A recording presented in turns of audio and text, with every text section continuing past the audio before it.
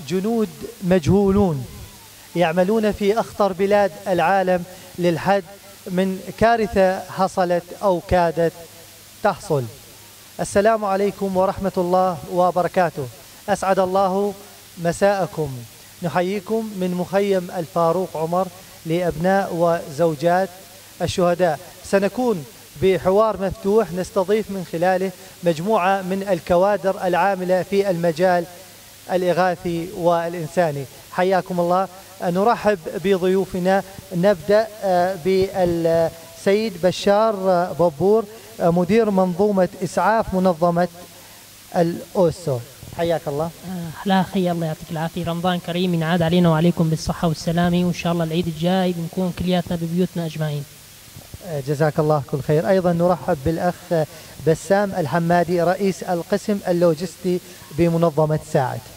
حياك الله أخي أبو عمر، الله يعطيكم العافية، وإن شاء الله رمضان كريم علينا وعليكم، ينعاد عليكم بالصحة والعافية، الله يجزيكم الخير على الحلقة وما قصرتوا، يعطيكم العافية. حياك الله.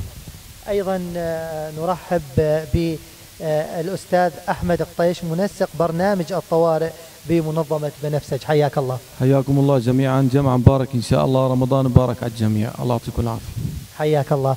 أيضا نرحب بالأخ ساطع كلاوي أحد كوادر منظومة بنفسج. حياك الله. الله يبارك فيكم، الله يسعد مساكم يا رب، وينعاد علينا وعليكم بالخير إن شاء الله. حياك الله. أهلا وسهلا. حياكم. أيضا نرحب بالأخ طه عبد الغني أحد كوادر الهلال الأحمر القطري. حياك الله. حياك الله، أسعد الله مساءكم جميعا، وكل عام وأنتم بخير، ورمضان كريم على الجميع. حياك الله. جزاك الله كل خير. أيضا نرحب بأحمد عبد الغني أحد كوادر الهلال الأحمر القطري. حياكم الله وجمعة مباركة عليكم، رمضان كريم، وأهلا وسهلا فيكم. حياك الله. أيضا نرحب بالأستاذ زاهد عبد الرحمن أحد كوادر الهلال الأحمر القطري. أهلا وسهلا ورمضان كريم. حياك الله. نرحب بأخونا رضوان أبو علي ونشكره على كرم الضيافة واستضافته لهذا الحوار المفتوح. حياكم الله أخي أبو عمر، وكل عام وأنتم بخير، ينعاد عليكم الصحة والسلامة يا رب. حياك الله. جزاك الله كل خير. طبعا سينضم إلينا مجموعة من الأخوة والكوادر. أستاذ فاتح حياك الله.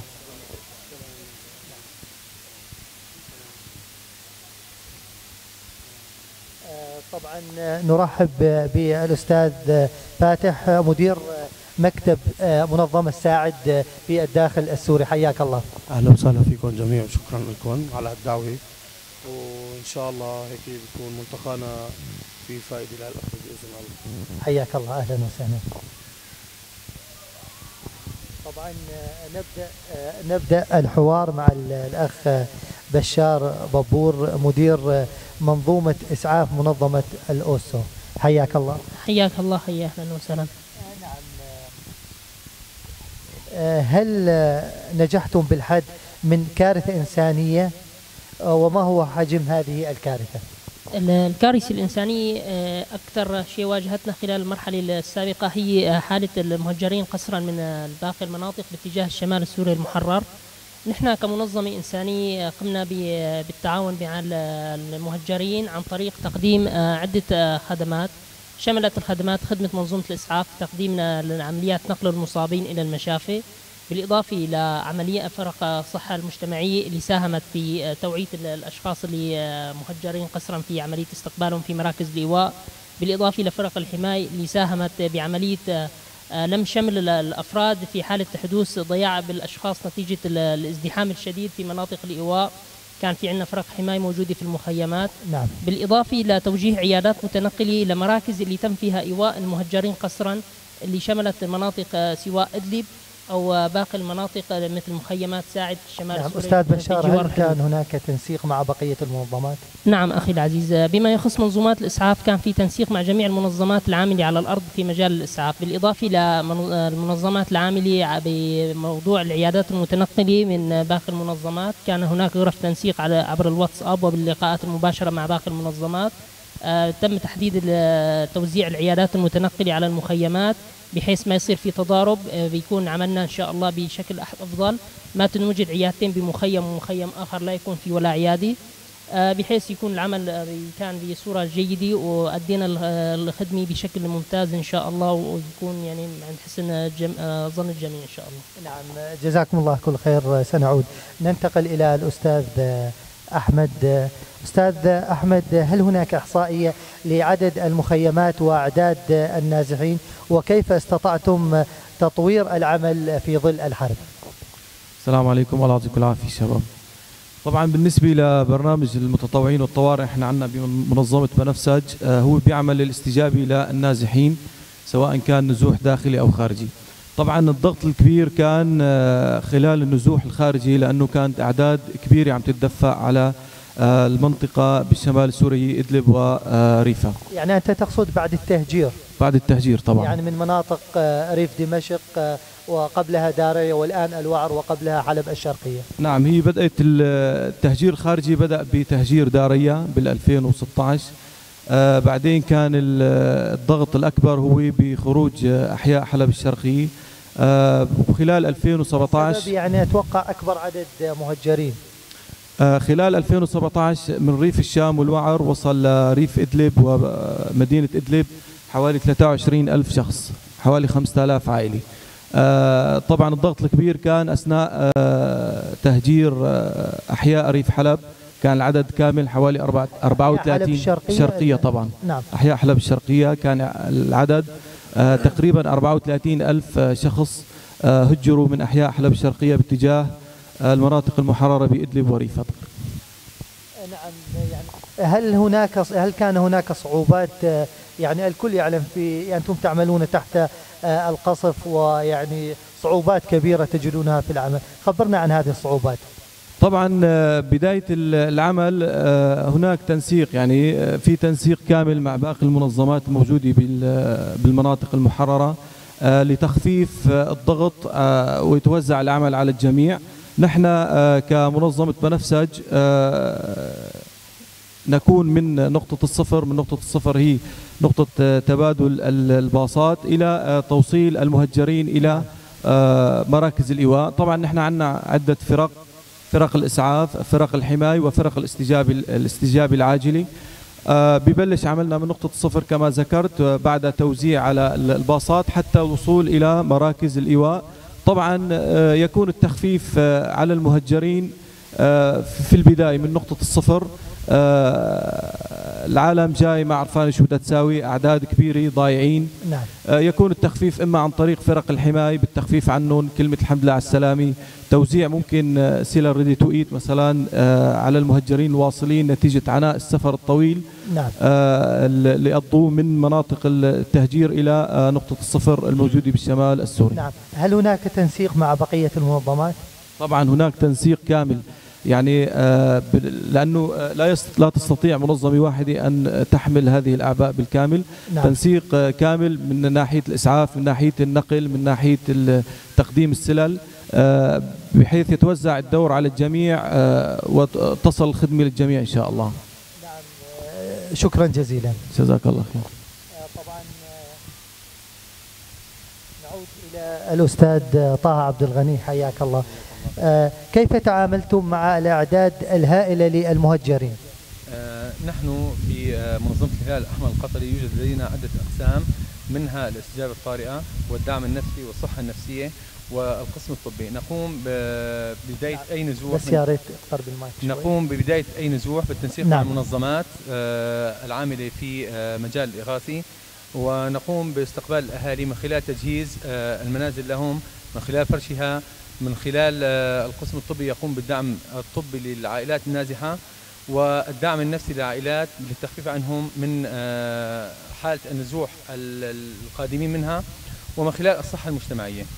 وقد استجبنا لجميع النازحين من كافة المحافظات، وخاصة القادمين من ريف دمشق دارية ومحافظة حلب ومن الزبداني ومضايا وأهالي الوعر، وآخر نزوح كان من أحياء برزة والقابون وحي تشرين. ونقوم بالتنسيق الكامل مع المنظمات على الأرض بشكل متكامل. كيف تعاملتم مع يعني الأعداد الهائلة للنازحين؟ يعني أنت تعلم في ناس وصلت القلعة المضيق، في ناس خرجت من أحياء حلب الشرقية من منطقة الراشدين، في ناس أجت من عدة مناطق، يعني كيف يتم التنسيق؟ نقوم بالتنسيق مع المنظمات من خلال تقديم مثلا منظمة ساعد تقوم بتقديم المسكن واستقبال الأهالي. نقوم نحو كخطوة ثانية يعني هل هناك غرفة طوارئ؟ يوجد غرفة طوارئ لجميع المنظمات العاملة في الشمال السوري. نحن كمنظمة الهلال الأحمر القطري نقوم بفرش منازل مقدمة من قبل منظمات أو مستأجرة من قبل منظمات. نعم. نقوم بفرشها وتقديم سلة طوارئ وسلة غذائية ودعم نفسي وصحي وطبي. نعم، شكرا جزيلا. ننتقل إلى الأستاذ فاتح، حياك الله. أهلا وسهلا. كيف كان أثر المنظمات الخيرية على الطابع الشعبي للثورة؟ بسم الله الرحمن الرحيم. بداية كل سنة وانتم سالمين جميع واخواننا المهجرين. جزاك الله خير. يعني الصراحة المنظمات وعمل المنظمات بالبداية الثورة منذ أكثر من 5 سنوات 6 سنوات ولا تاريخ هذه اللحظة يعني شالت عبء كبير جدا عن الشعب في المناطق المحررة، وخصوصا بعد هجمة التهجير القسري اللي شفناها بالفترة الأخيرة. يعني نحن شفنا يعني أكثر من 100,000 نسمي حاليا، معدل 100,000 نسمي واصل على الشمال السوري، على شمال محافظة إدلب. هذا العدد بصراحة يعني كان في تنسيق مع غرفة الاستجابة الطارقة للمنظمات بقيادة الأخوة بالمديرية العامة للإغاثة بإدلب. نعم. وفيها بعض المنظمات الفعالة الصراحة على الأرض مثل الهلال الأحمر القطري، مثل بنفسج، مثل الأوسم، مثل منظمات كان طبية والكان يعني منظمات غير طبية. الكل تفاعل بهذا الموضوع يعني أنه يشيل العبء عن الأخوان المهجرين. طبعا أكبر عدد وصلنا هو بدفعة واحدة كانوا من حلب حوالي 45,000 نسمي. قام فريق ساعد وهيئة ساعد قامت بنقلهم من النقطة 0 إلى مراكز الإيواء الموجودة في محافظة إدلب. نعم. نحن قمنا بالتعاون مع باقي المنظمات. يوجد لدينا مركز إيواء مؤقت مثل ما الأخوة بيعرفوا. هذا المركز يتسع إلى 2000-2500 شخص. من تاريخ إنشاء المركز لحد الآن يعني صار له تقريبا حوالي 8 أشهر. المركز ما فضي بالمرة، وإلا يعني هو مثل ما بنعرف انه هو مركز ايواء مؤقت، يعني مركز عبور فقط. ولكن من هجمات التهجير القسري اللي عم نتابعها. نعم. عم نلاحظ انه ما عم بيفضى، لانه يعني كل شوي في ناس عم تطلع جدد. نعم، يعني كان التهجير على المدى الاشهر الماضيه مستمر ومكثف. يعني الصراحه الله يجزيهم الخير جميع المنظمات بالفترة الأخيرة من فترة حلب وتاريخ هذه اللحظة، يعني يعني بداية بدارية بال 2016 وحتى هذه اللحظة. نعم. ما شهدنا فترة بس نرتاح انه بس لحتى نرجع ننسق او نعم. نعيد ترتيب اوراقنا. ايضا يعني اثناء القصف هناك تهجير للصامدين من المناطق المنكوبة بريف إدلب. هذا التهجير الداخلي يعني هذا موضوع ثاني، يعني بشكل يومي يعني. بشكل يومي كان بالنسبة لنا. يوجد نزوح داخلي من إدلب الى إدلب ونزوح خارجي من بقية المحافظات الى إدلب. يعني هذا النزوح الداخلي هلا نحن ما عم نذكره، هذا كان بشكل يومي. يعني نحن خصوصا بعد أصبح روتيني أو معتاد بعد المجزرة الكيماوي الأخيرة اللي بخان شيخون بريف إدلب. طبعا لاحظنا أنه يعني حركة نزوح شديدة جدا في المنطقة هناك، والحمد لله يعني بالتعاون مع باقي المنظمات قدرنا نغطي جزء بسيط طبعا هو من معاناة أهلنا، ولكن بيفضل العمل مستمر، وإن شاء الله هيك إيدنا بإيد بعض دائما مستمرين. نعم، شكرا جزيلا. ننتقل إلى الأستاذ حسين، منظمة أهل البلد الخيرية. ما هي الخدمات التي تقدمونها في شهر رمضان المبارك؟ حياك الله أبو عمر. أخي أبو عمر، نحن بشهر رمضان يعني بنحاول قدر الإمكان نقدم مساعدة للأهالي والنازحين الموجودين في مخيمات الشمال السوري. مثل ما ذكروا هون الزملاء أنه الأعداد هذا العام كانت كبيرة جدا وصار في نزوح كثير، يعني كانت الحاجة أكبر من كل عام. نعم. نحن بشكل عام نقدم وجبة إفطار صائم، وجبة رمضانية، كما بننظم موائد وسفر رمضانية.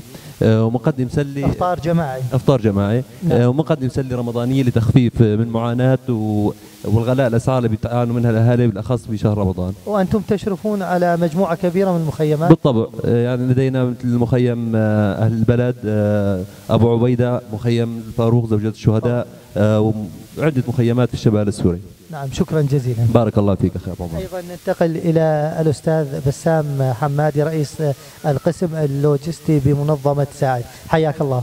حياك الله. ما هي الصعوبات والمعوقات في عمل المنظمات؟ السلام عليكم ورحمة الله وبركاته. نحن يعني الصعوبات والمعوقات اللي واجهناها أول شيء بالعمل الإغاثي طبعا القصف والطيران اللي شاهدناه نعم. بالفترة الأخيرة والأماكن اللي كانت تصعب المنظمات تروح عليها. نعم. طبعا نحن وصلنا الحمد لله رب العالمين من ريف حماة الشرقي إلى ريف اللاذقية. طبعا واجهنا صعوبات كثيرة في المجال الإغاثي. يعني هذه المناطق تعتبر بلدات أو مدن منكوبة؟ بلدات أو يعني نعم. دائما القصف يعني موجود على هذه البلدات. تماما. يعني رغم الهدن أنتم تصلون إلى هذه المناطق؟ إلى هذه المناطق بإذن الله، ونقوم بتوزيع المخصصات المساعدات إلى الناس هناك. طبعا نواجه كثير من المشاكل والصعوبات، الطيران والقصف واحيانا. هل كان هناك استهدافات لكوادر الإغاثة؟ نعم، احيانا نحن نشوف الجيش نعم. بالتلي هذيك نحن نمرق خلص بدنا نوصل للبيعة هاي. نعم، يعني هناك مخاطرة لإيصال المساعدة. تماما، يعني نحن وصلنا الحمد لله يعني لأماكن. نعم. يوجد أحد زملائنا في هذا العام استشهد نتيجة نعم. استهدافه من قبل طيران روسي. نعم، نسأل الله أن يتقبله. إعلامي. نعم، الكل يعلم يعني أثناء الحملة الروسية أو النظام وحلفائه كان هناك استهداف كبير لمنظومات الإسعاف والمنظمات الإنسانية والإغاثية. نسأل الله أن يتقبل شهداء الإغاثة. نعم. أيضا نعود إلى الأخ رضوان أبو علي. حياك الله أخي رضوان. حياك الله. طبعا شاهدنا منذ عدة أيام تواجد للهلال الأحمر التركي يعني في مخيم الفاروق عمر، يعني كنا أثناء التصوير. حياك الله أخي أبو عمر. طبعا كان هناك اجتماع مع وفد من الهلال الأحمر التركي، وحقيقة الهلال الأحمر التركي مشهود له في عمله في الداخل السوري، خصوصا في السنة الماضية. من خلال السنة الماضية هناك خطة لبناء، حقيقة ركزنا معهم على مراكز الإيواء وهي الأهم الآن في المناطق المحررة بشكل عام. هناك أعداد هائلة من الغوطة، من الوعر، من حلب الشرقية، النزوح الأخير طبعا أو كما يسمى التهجير القسري. فهنالك خطة ل1000 وحدة سكنية إن شاء الله في الشمال يقوم بالإعداد لها، وسيتم بنائها من خلال منظمة الهلال الأحمر التركي، إضافة إلى 11,000 وجبة يوميا توزع في مخيمات الشمال، مخيمات زوجات الشهداء ومخيمات الشمال بشكل عام، إضافة إلى الحملات الغذائية من سلل وسلل طوارئ. ويعني الحقيقة لاحظنا مؤخرا دخول رئيس الهلال الأحمر التركي إلى الداخل السوري وتواجده بأماكن النزوح أو النقطة صفر، أماكن الإخلاء كما شاهدناه بالراشدين. فحقيقة جزاهم الله عنا كل خير الهلال الأحمر التركي، وهناك لهم مشاريع كبيرة في الداخل في المستقبل القريب إن شاء الله. أيضا نشكر كافة المنظمات العاملة في الداخل السوري. طبعا هناك سؤال سنطرحه على الجميع، نبدأ بالأخ بشار. ما هو الشيء الذي تفخرون به وأنتم تعملون في أخطر بلاد العالم؟ الشيء اللي بنفخر فيه نحن عم نقدم رسالتنا الإنسانية بهالمجتمع، بهالظروف الصعبة، بالمحن اللي عم نعاني منها، بنقص الموارد، بشح الامدادات اللي عم تصير بها الوقت الحالي، بزيادة عدد النازحين. الحمد لله عم نقوم بأداء رسالتنا الإنسانية في المنظمة رغم الصعوبات والمعوقات اللي عم نواجهها في العمل. نعم. أيضا أستاذ بسام. الحمد لله رب العالمين. أنا من يومين وجهت كلمة للأخ رضوان، قلت له نحن نفتخر على صمودنا للبقاء في هذا البلد وتقديم ما قدرنا، يعني ما غادرتم هالبلد، ما غادرنا، يعني نسأل الله أن يكتب أجركم. ثبتنا بهالبلد هذا وقدمنا وساعدنا الناس وما لنا من نية حدا يعني، بس الحمد لله على بقائنا بهذا البلد بس بكفي. نعم. أرض الشام المباركة في سوريا الحبيبة.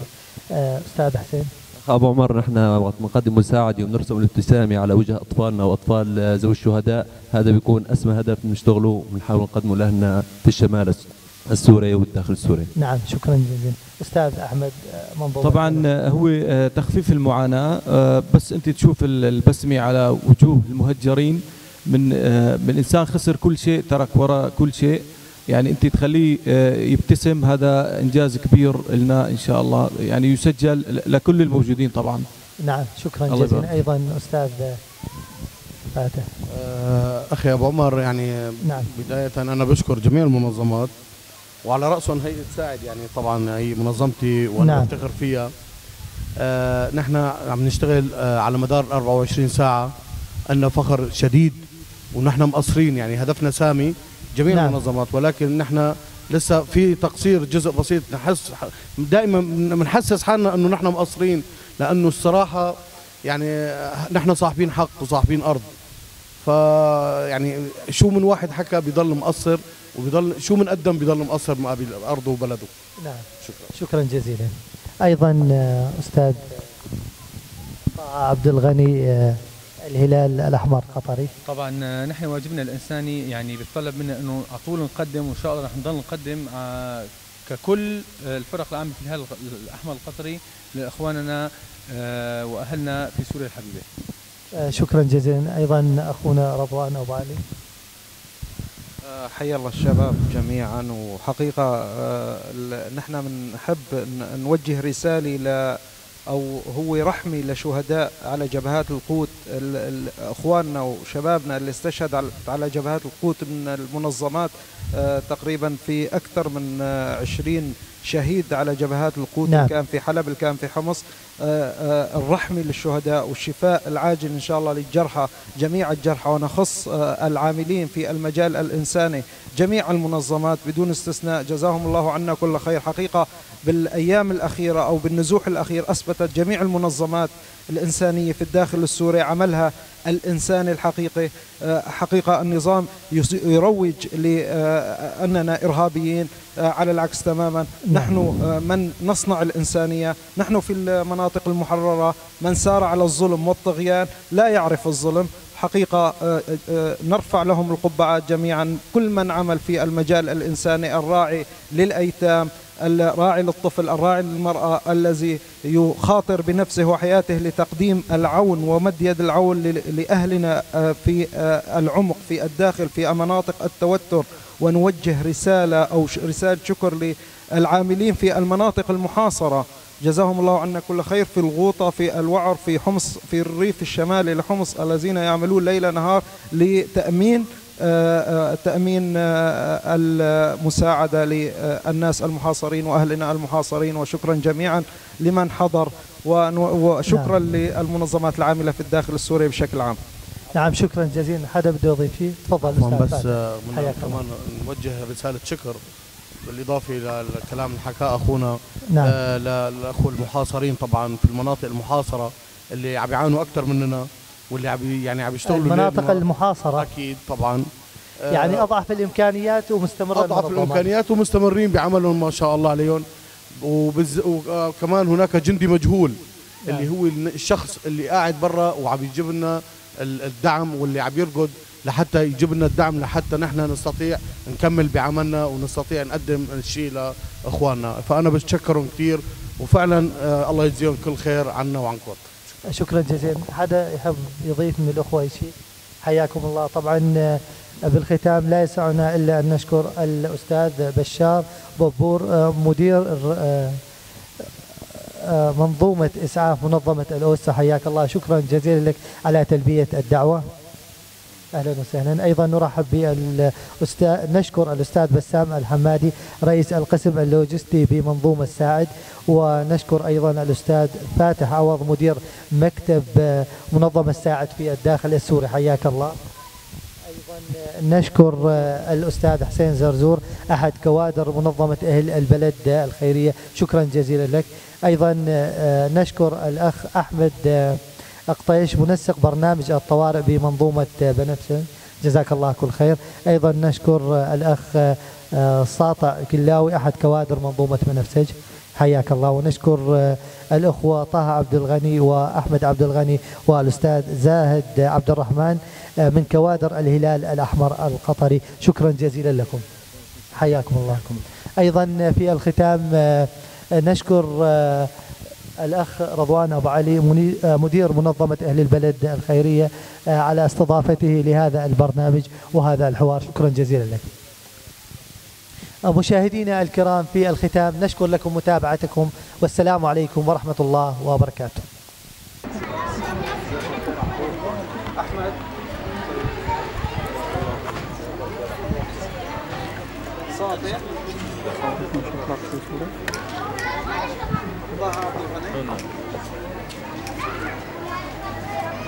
عبد الغني، زاهر عبد الرحمن.